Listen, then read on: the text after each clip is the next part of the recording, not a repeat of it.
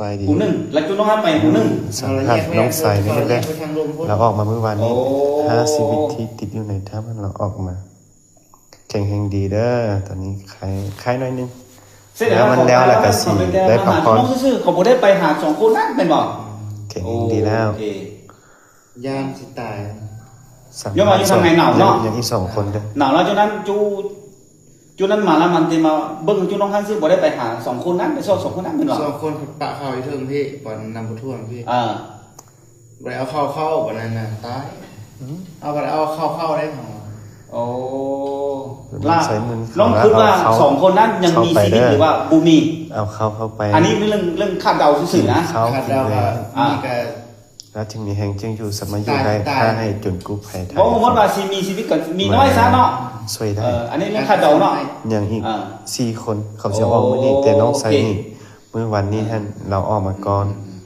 อยู่ดูมันแห้งบ่มีบอลลีแต่น้อยเดียวหนาวสำคัญเป็นหนาวเนาะหนาวให้ตอนนั้นนะเวลาจุน้องไปจุน้องได้ถูกเข้าไปนิดนึงเลยเนาะ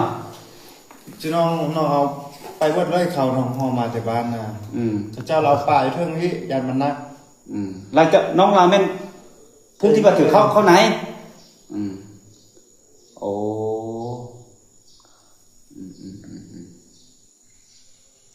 เอาเมื่อวานนี้คือว่าเขาแต่น้องออกผู้เดียวเหลือฉะนั้นเขาเว้าหนึ่งไหนจุนั้นน่ะเจ้าบ่กล้าดำน้ำหลายไปโอ้เป็นดำน้ำมามันทุกท่านพระเจ้าสิไปเห็นเฮาประมาณ18 เมตรนั่นแหละดำน้ำประมาณ10 นาที15 นาทีสัมภาษณ์ของน้องไสผู้ที่เฮาล่ะโอ้เดี๋ยวก็สิตายอยู่ลุมมันแห้งสิตายตัดสินใจดำน้ำไปเขาซะก็มีออกซิเด้เขาบอกยังว่าคันเขาไปนำเขาจะบ่ตายดาวคันไปนำเขาน่ะ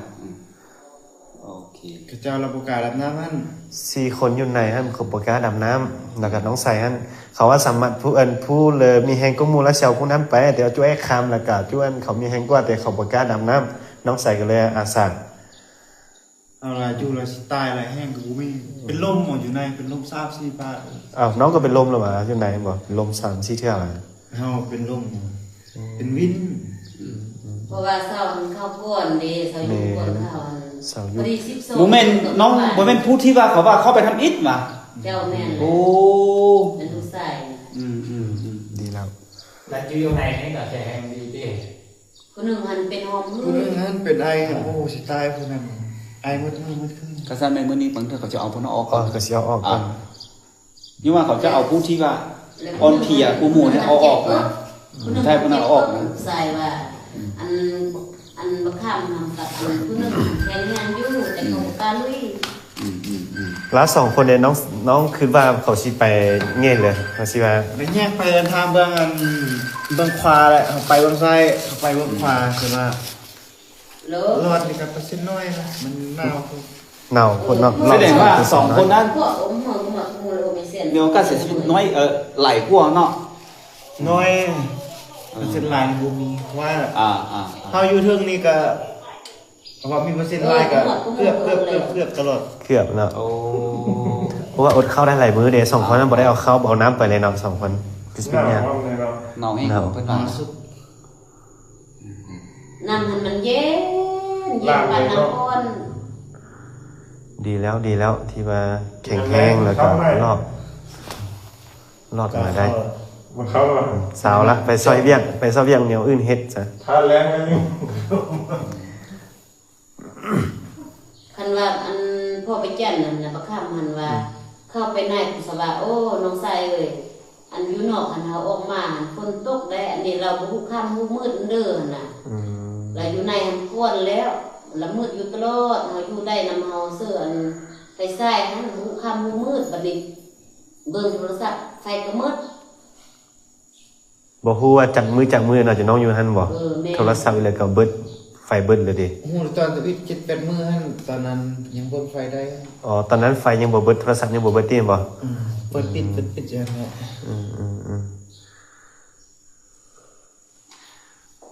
คือน้องอยู่ในนี่ก็รู้สึกว่าก็มีความคิดว่ามีคนสิมาช่วยบ่ก็ทำอิฐบ่ได้มีเขาบ่เห็นเขาว่าน่ะก็ซอกสุดความสามารถซอกทางออก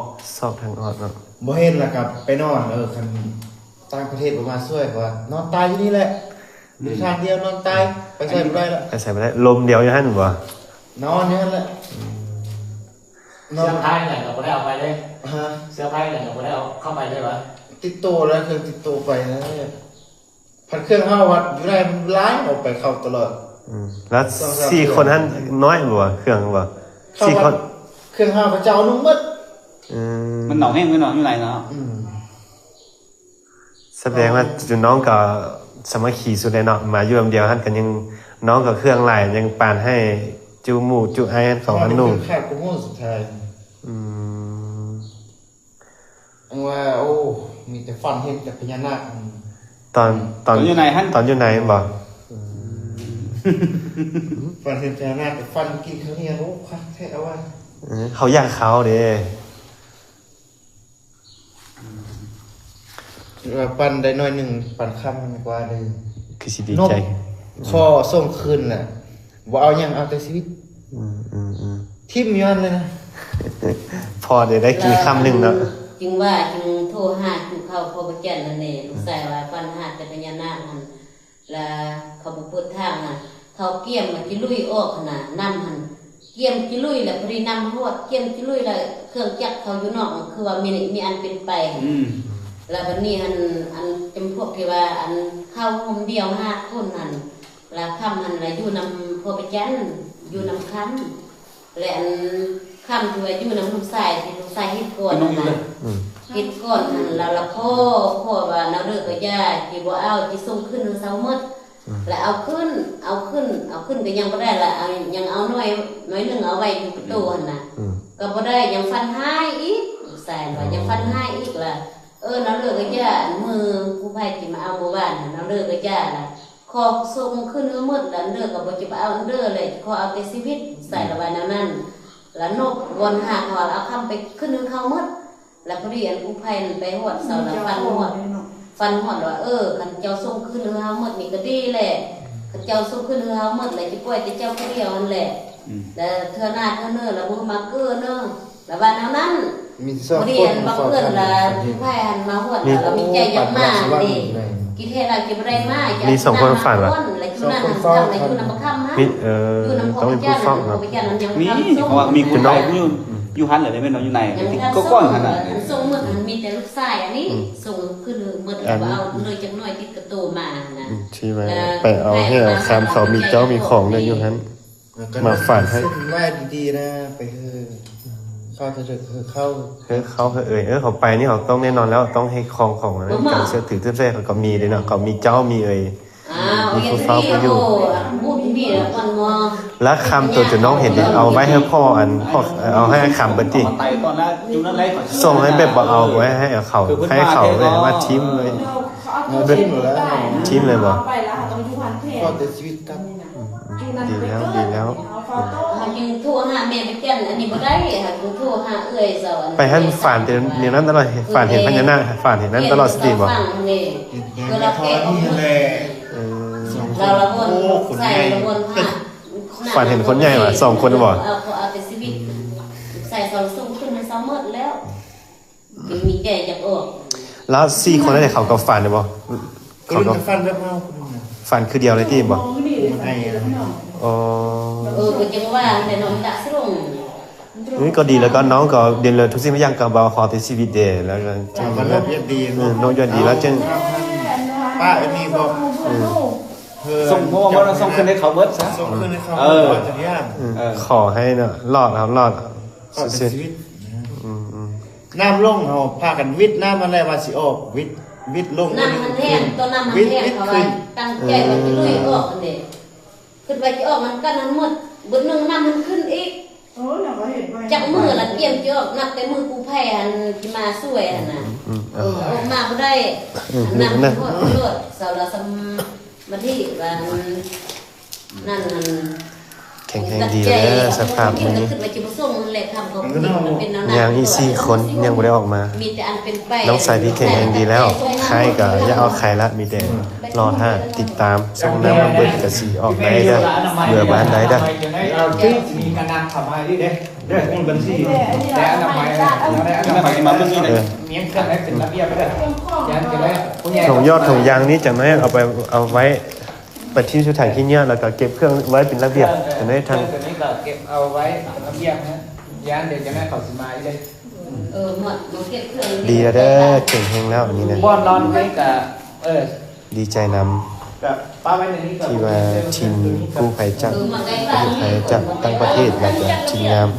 ทุกๆคะแนนการผู้ใช้ทีมงานสภาเขานี่ที่ว่าช่วยเหลือเต็มที่เต็มกว่าน้องใสนี่ ได้ไหลอยู่วะ ออกมามีแฮ ทาง ง ที่ไปหาเนี่ยได้ไหลอยู่วะ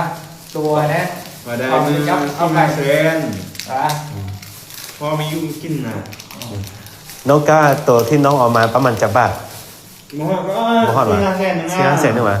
หาก็นั่นยังบ่ได้บ่ มาหาเข้าหาเข้าไปน้ำเข้า เข้าไปไปโดนนั่น ความละอันนั้นเจ้าน้องมีเด่นมานั่ง อันนี้ก็เป็นแม่ เดี๋ยว เด้อ ได้เห็นแล้วดิ แม่อันนี้เป็นลูกใส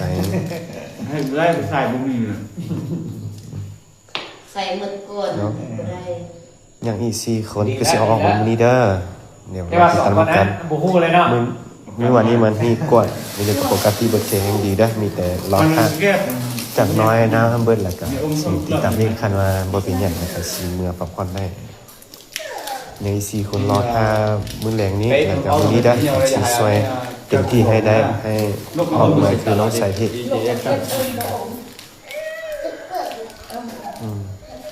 เราติดตามกันอย่างนี้4คนสิเอาออกมื้อนี้สำหรับน้องใส่นี่ปลอดภัยแล้ว